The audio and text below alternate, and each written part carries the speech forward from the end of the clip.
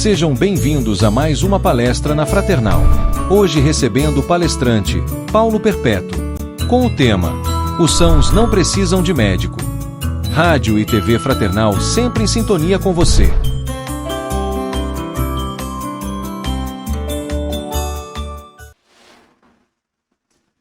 Boa noite, bom dia, boa tarde a todos. No horário em que cada um for acessar aqui a nossa conversa, o nosso compartilhamento.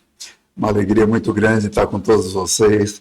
Meu agradecimento aqui à Rádio e TV Fraternal, que abre esse espaço para que a gente possa falar um pouco a respeito do Evangelho de Jesus, a respeito da nossa doutrina dos Espíritos, que esclarece tanto os nossos pensamentos. Porque nós aprendemos no Evangelho, mas muitas das vezes nós precisamos buscar o entendimento das lições que Jesus passa para nós. Porque como seres hoje encarnados, caminhando entre os homens na Terra, muitas vezes confundimos os ensinamentos do Mestre Jesus com as coisas da matéria. E esquecemos que estamos aqui para crescer como espíritos eternos, crescer em questões morais, em valores espirituais, e não nos preocuparmos tanto com aquilo que brilha aos nossos olhos e que nem sempre se traduz na qualidade de ouro.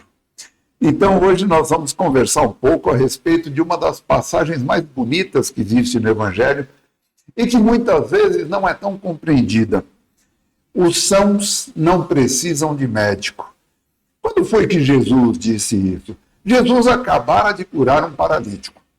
E, dando sequência à sua caminhada pela cidade, ele passa em frente à coletoria, olha para dentro e vê um homem sentado, que era justamente aquele que fazia a cobrança dos impostos, que era alguém odiado, alguém detestado por toda a população de judeus, porque para eles era uma pessoa que lutava contra a própria causa.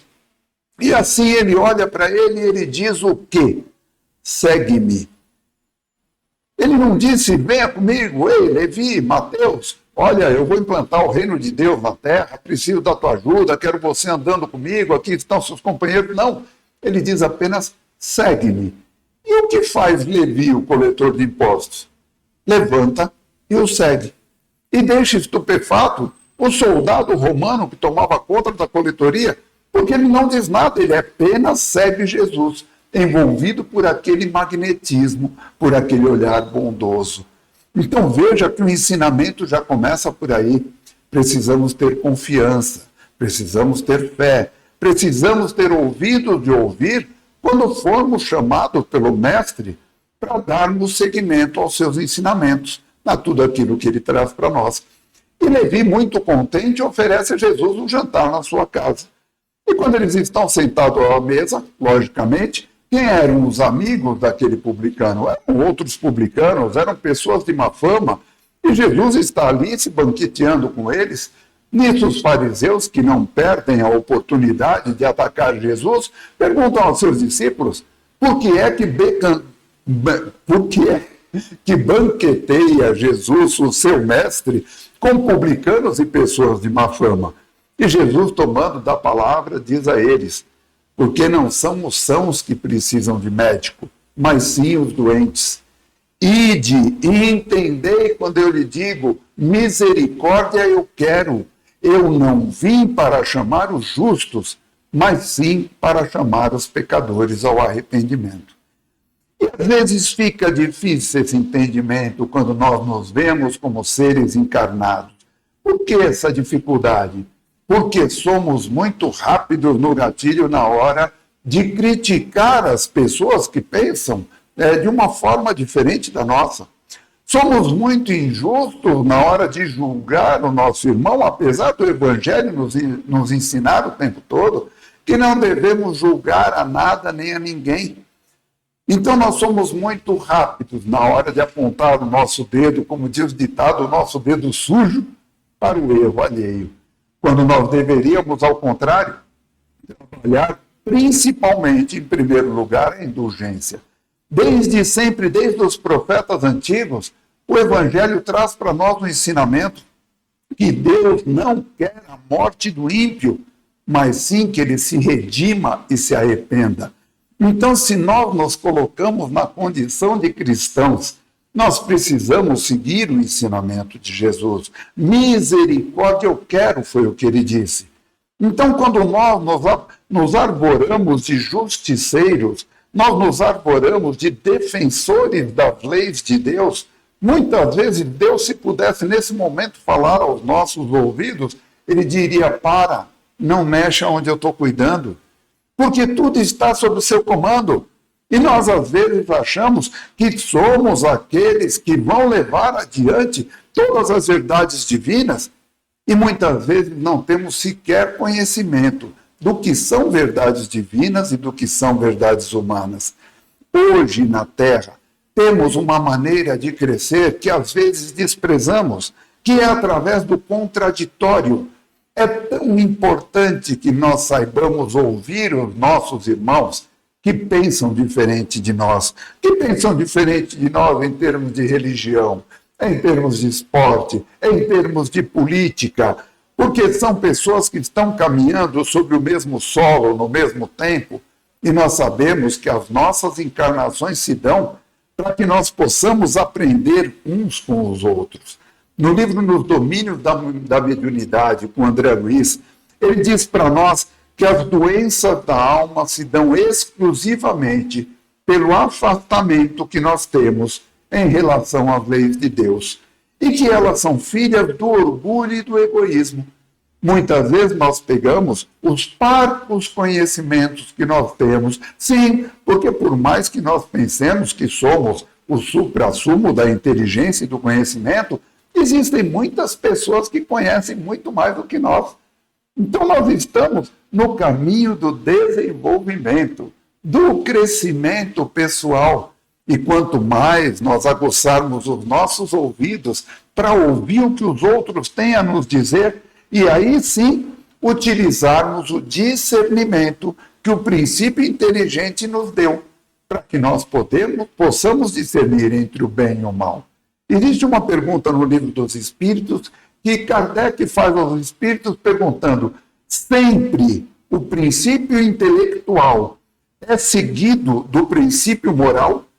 E os espíritos respondem: sempre, mas não de pronto. Muitas vezes leva muito tempo, porque através do intelecto a gente aprende a respeito do bem e do mal, do que é bom, do que não é, do que é prejuízo e do que é lucro. E quando vem o princípio moral, aí nós aprendemos a escolher. As nossas escolhas, elas se dão muitas vezes de forma muito apressada, sem que a gente faça a verdadeira análise.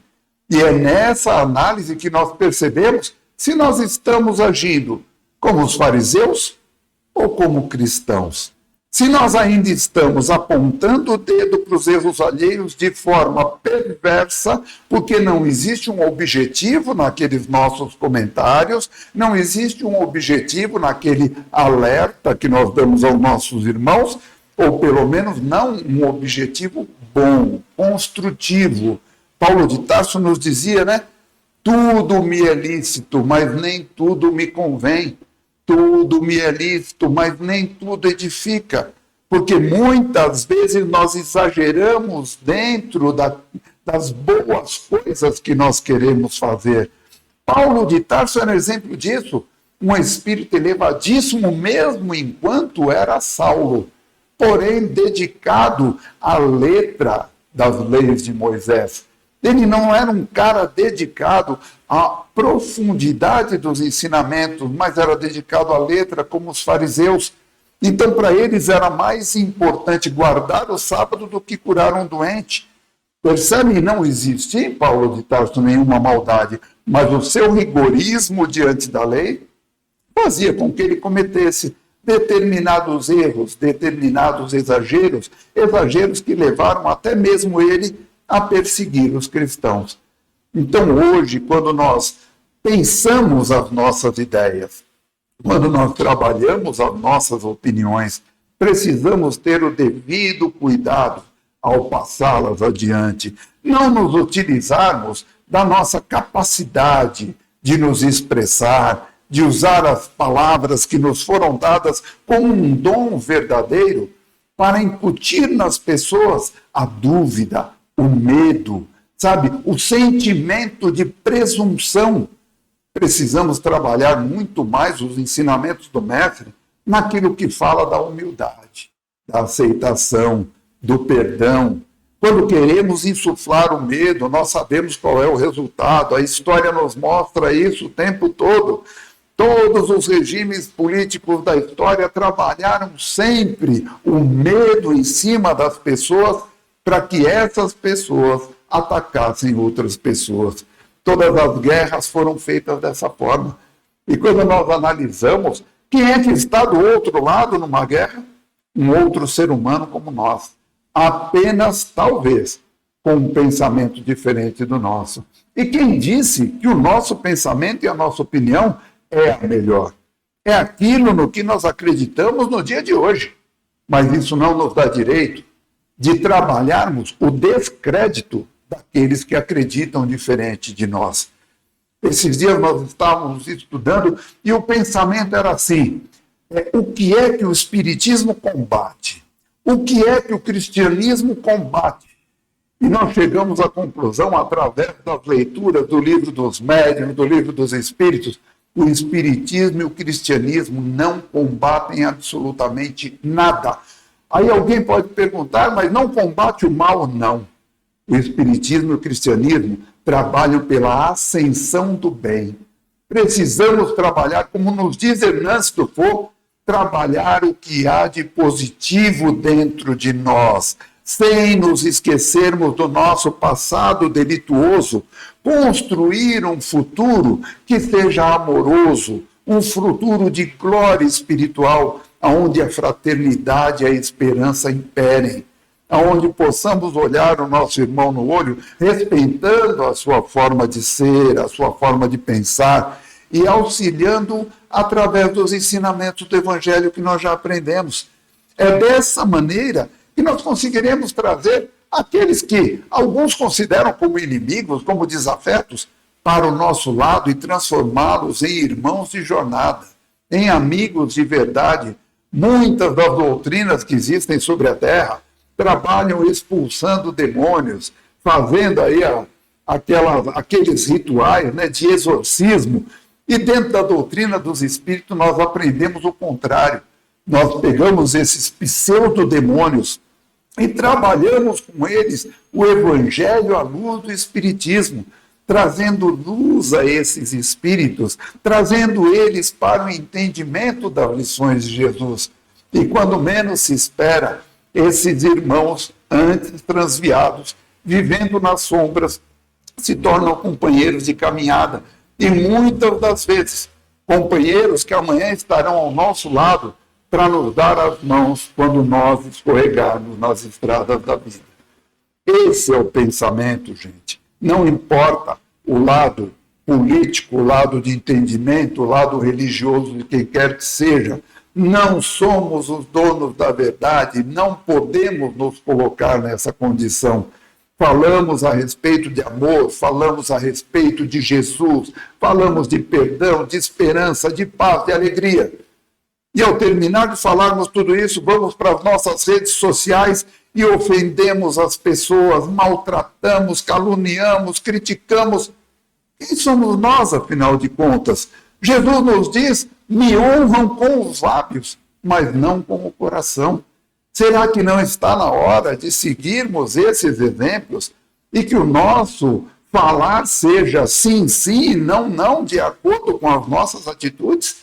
Será que não está na hora de mostrarmos que somos as cartas vivas do Cristo, aquela no qual está escrito, não nas tábuas de pedra as leis de Deus, mas nas tábuas de carne do nosso coração?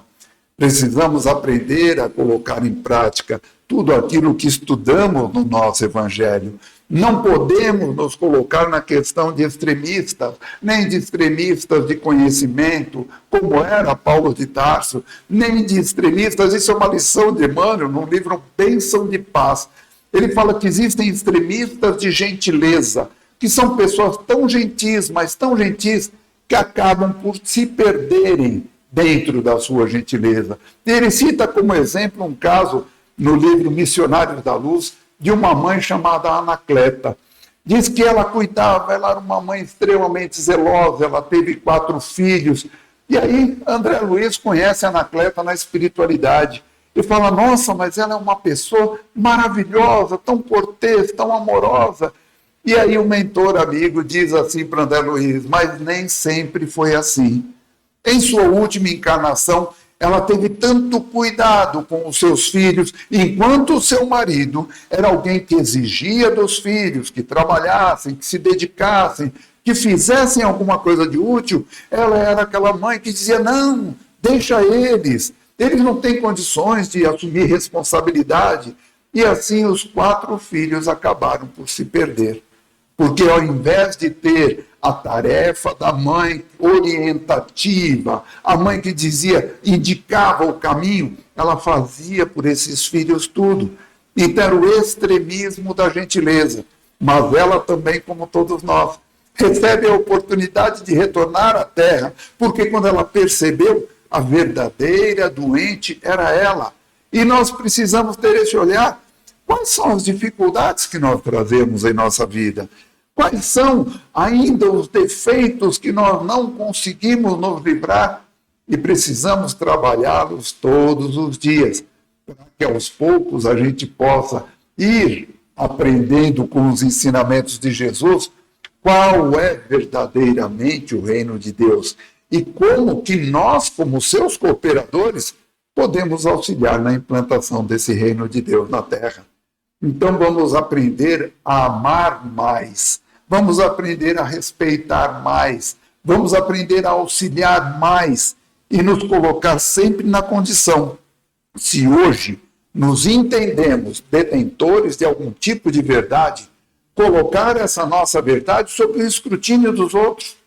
Perguntar aos nossos irmãos o que você acha da minha opinião, porque a minha opinião ela não pode ser tida como absoluta porque é minha, mas ela pode ser colocada em discussão para que todos nós possamos aprender uns com os outros. Jesus fazia isso o tempo todo, colocava para os seus discípulos algumas questões e fazia com que eles discutissem entre si. Tanto que quando um deles achou que poderia ser o maior diante dos outros, qual foi o ensinamento de Jesus? Aquele que quiser ser o maior dentre vós, faça-se o menor. Aquele que quiser ser servido, primeiro aprenda a servir. E é o que a gente tenta fazer nos nossos dias de hoje. Sabe, ensinar às pessoas que todos nós temos direitos a opiniões, mas que possamos buscar a verdade na maior pressa possível. Por quê? Porque estamos hoje aqui ainda no caminho. Esse é o momento de buscarmos o entendimento, esse é o momento de reforçarmos os laços com os nossos irmãos de jornada, enquanto estais a caminho, enquanto é dia. Porque depois disso, gente, teremos que voltar, retomar as nossas histórias, teremos que reajustar tudo aquilo que fizemos em desacordo das leis divinas, mas o importante é que teremos essa oportunidade. Só que estaremos alongando a nossa eternidade. Essa é uma palavra de Emmanuel em uma das suas lições que eu acho muito bonita e eu levei um tempo para entender. O que é alongar as nossas eternidades? É quando, ao invés de crescer num passo contínuo, num passo constante, espiritualmente, moralmente, nós ficamos estacionados, curtindo as coisas da matéria, entendendo que aquelas são as coisas mais importantes. E aí nós alongamos a nossa eternidade. Somos espíritos eternos. Vamos crescer sempre, vamos atingir até mesmo a esfera crística. Mas isso será feito num tempo mais longo. E quando nós ficamos marcando o passo, depois a gente sente que foi deixado para trás. Mas o importante é que são tantos os espíritos que comungam conosco durante todas as nossas existências, que mesmo quando sentimos que fomos deixados para trás, sempre há pelo menos um deles que retorna para nos buscar. que nos dá a oportunidade, nos recebe novamente no seio de uma família, como pai, como mãe, como irmãos, nos protege, nos ensina para que a gente possa dar continuidade à nossa caminhada. Então, tendo em nossa mente que aqueles que estão doentes são os que precisam de médico, tendo em nossa mente que nenhuma ovelha do rebanho do meu Pai se perderá. Como é que nós podemos, uma outra lição de Emmanuel, como é que nós podemos conciliar o nosso conhecimento de Deus com o menosprezo do nosso semelhante? Está lá, lição 116 do livro Caminho, Verdade e Vida. Agir conforme, agir de acordo. Como que nós podemos conciliar o conhecimento de Deus com o menosprezo do nosso semelhante? Então, antes de apontarmos o dedo, antes de julgarmos a quem quer que seja, façamos a análise de todos os erros passados que já tivemos, porque nós temos essa capacidade. Fazer essa viagem para dentro de nós mesmos, para dentro do nosso coração, analisar tudo aquilo que nós encontrarmos lá, porque não existe ninguém que possa julgar as nossas atitudes, os nossos pensamentos, ou o que nós fomos. Mas nós temos essa capacidade de olhar para dentro de nós, identificar as coisas que não estão de acordo, que precisam ser mudadas.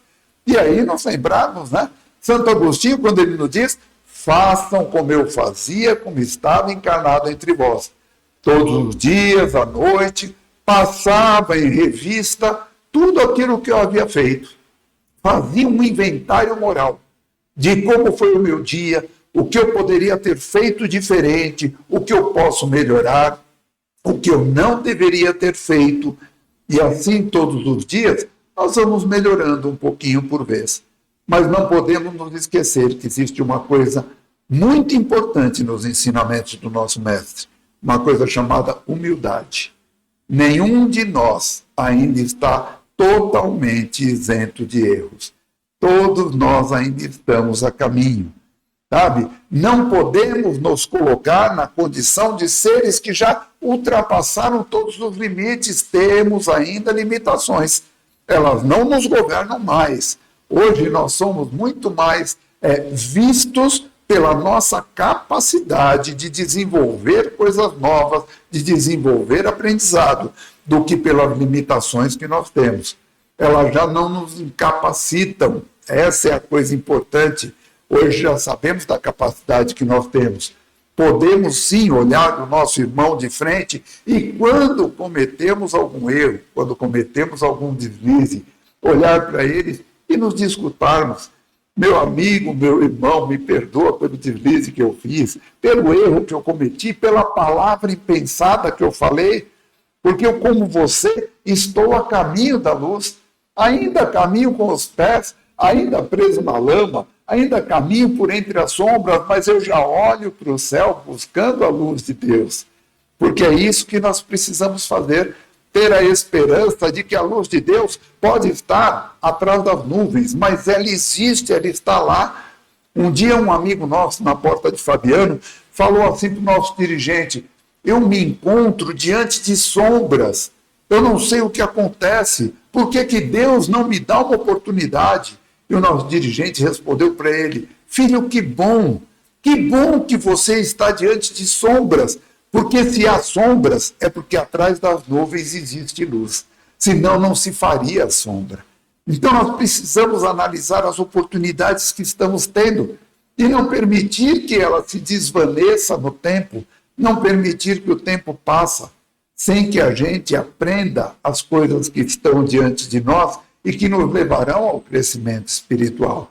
É para isso que nós estamos aqui, para isso serve a nossa encarnação. Tem uma historinha que fala de 2 doentes que estavam no mesmo quarto. E aí a gente pergunta qual era o mais doente, porque nós temos essa mania, né? Se nós entrarmos numa aula de oncologista no hospital, de doentes oncológicos, nós vamos ver um falando para o outro, o meu câncer é de pulmão, mas eu não tenho câncer de garganta. O outro vai falar, mas o meu câncer é de pele, o meu câncer não é... Todos estão ali com o mesmo tipo de doença, Mas existe uma doença que ela se sobrepõe a todas essas. E nessa história, os dois doentes estavam no mesmo quarto. Um havia sofrido um acidente, havia quebrado as duas pernas e ficava o tempo todo reclamando na sua cama. O outro estava doente, com um câncer já terminal, e ele ficava na sua cama ao lado da janela.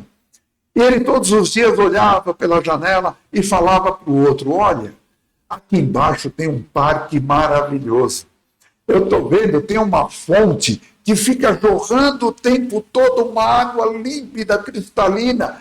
E tem uns casais namorando, de vez em quando vem alguma banda, começa a tocar. E o outro, apesar da sua revolta pelo acidente, ele ficava extasiado, ouvindo as histórias que aquele contava para ele. Ele falava: olha só, tem um casal de namorados, ele ajoelhou, ele está pedindo ela em casamento.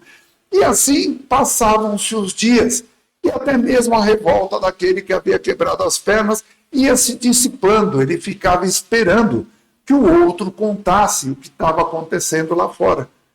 E aí, um belo dia, ao acordar, ele viu uma movimentação diferente no quarto e viu as enfermeiras entrando e saindo, fecharam a cama dele com um biombo, e quando tornaram a abrir, ele viu que a cama do lado da janela estava vazia. E ele chamou a enfermeira e ele falou: onde está o meu amigo, que me contava tudo o que acontecia lá embaixo? Sabe, todas as histórias, as alegrias, as crianças brincando no parque. Falou: o seu amigo, infelizmente, chegou ao momento final nessa existência. Ele desencarnou, ele não resistiu à doença. Ele ficou muito triste e ele pediu à enfermeira, ele falou: eu tinha um pedido, eu queria que você me colocasse na cama ao lado da janela, para que eu pudesse continuar assistindo tudo aquilo que ele via. Ela falou: pois não. Pegou a cama dele, colocou para o lado da janela, e quando ele olhou pela janela, qual a sua surpresa? Havia uma parede de tijolos e nada mais. E aí ele ficou sem saber o que estava acontecendo, chamou a enfermeira, falou: mas como? Falou: ele me contava de um parque que existia aqui embaixo, as crianças brincando com bexiga, o carrossel, os namorados, mas aqui só tem uma parede de tijolos. E aí a enfermeira fala: então, ele te contava todas essas histórias para que você pudesse compreender que existe algo mais além da revolta que você sentia. Porque, na verdade, ele não tinha nem como saber o que existia além da janela, porque além da doença dele, ele era cego. Então a gente fala: quem é o verdadeiro doente? Precisamos ter essa análise dentro do nosso coração. Será que não é muito mais doente os fariseus modernos, aqueles que julgam os outros por aquilo que os outros fazem e que ele não entende? Porque o nosso entendimento não é isento da possibilidade de estarmos errados. Ou são aqueles que realmente continuam cometendo erros graves, que fazem pessoas sofrerem, que causam prejuízos à comunidade. Mas se forem eles os errados, são eles que precisam de médico. São eles que precisam reparar os erros. É para eles que Jesus veio, seja de uma forma ou seja de outra. Se estivermos certos, precisamos estar mais certos ainda. Distribuir amor, compreensão, empatia, alegria, harmonia, sermos fraternos. Não somos nós que temos que distribuir palavras ao vento, causando medo, causando guerras. Diz que entre guerras, entre irmãos, não existem vencedores, só existem sobreviventes. E todos sempre muito machucados. Se formos colocados todos nesse mundo, nesse mesmo momento, é porque temos muito a aprender uns com os outros. Sejamos gratos a Deus por todos aqueles que foram colocados no nosso caminho. Sejamos gratos a Deus por todas as lições que os outros nos ensinam, através dos seus acertos e através dos seus erros.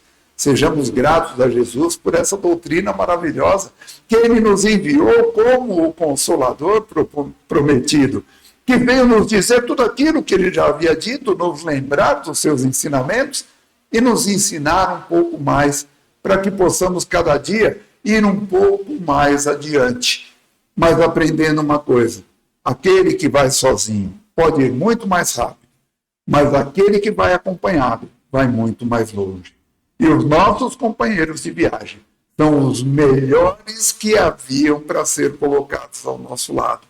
Saibamos enxergá-los, saibamos respeitá-los, se queremos também ser respeitados por Deus. Quando a doutrina dos Espíritos nos diz que necessitamos ser indulgentes para com os erros alheios, os Espíritos completam, porque necessitaremos da indulgência dos outros. Então não estamos ainda isentos de necessitar do amor, da indulgência, do respeito e do carinho dos demais que caminham ao nosso lado.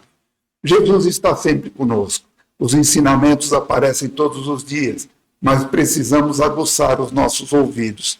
Precisamos preparar os nossos olhos para que o nosso olhar não seja mau a ponto de nos derrubar. Para que o nosso olhar seja um olhar amoroso, um olhar de confiança, um olhar de esperança de que todos aqueles que estão caminhando conosco são o melhor projeto que Deus tinha para as nossas vidas. Que possamos fazer dos nossos dias os melhores dias, das nossas vidas a melhor esperança que existe, para que todos que convivam conosco possam se sentir bem ao nosso lado, felizes por nos ter como amigos, felizes por podermos aprender uns com os outros. Ensinamos enquanto aprendemos, e é assim que crescemos para Deus.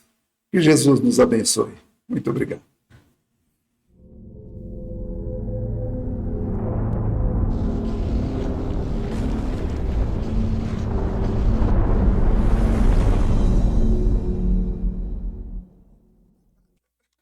Acabamos de apresentar mais um programa Palestra na Fraternal. Sempre uma palestra diferente com temas ligados à doutrina espírita. Assista pelo YouTube, pela TV Fraternal e também no Facebook. Ouça pelo aplicativo da Rádio Fraternal e pelo site fraternal.net.br. Rádio e TV Fraternal, sempre em sintonia com você.